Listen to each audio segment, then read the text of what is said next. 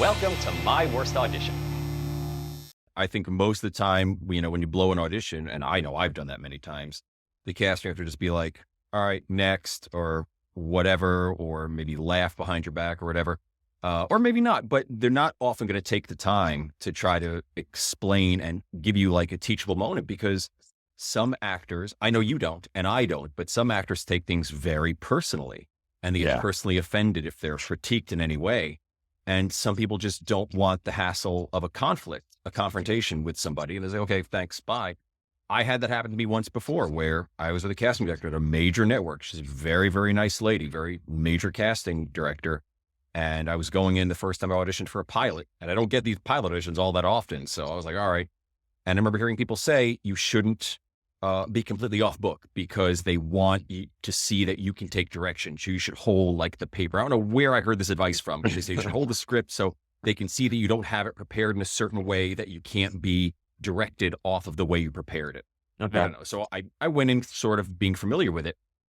I read it, and she said, okay, it was nice, but there's no way I can show this tape to the producers. You need to be so off book, like your life depended on it. You need to have this down to the word. And she said, I tell you what, I have time tomorrow. Why don't you come back tomorrow? Whoa. Get it down. And she was so sweet, so nice about it. And I honestly couldn't the next day, because my dad was having heart surgery the next day. And I know it sounds like a cliche made up excuse, like the dog ate my homework, but I really couldn't make it. I had to be with my dad the next day. Yeah. And she said, all right, well, there'll be another time. And in my mind, I'm like leaving the room. I'm like, yeah, there'll never be another time. This is my one chance. I blew it. The end of it. But she was nice. She called me in again, until one day I showed up to be a reader, and I didn't do my laundry, and I only had one shirt to wear, and it smelled, and I didn't think it smelled too bad.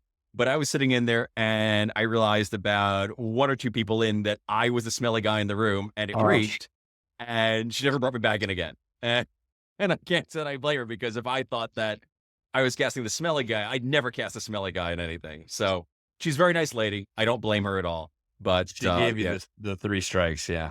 Yeah. But she took the time to, say, hey, this is how it needs to be done. And I'm grateful to her for that. Yeah. I love when people do that. I feel like there's so much more power in delivering a message that way than just how to, anger and like quick dismissal.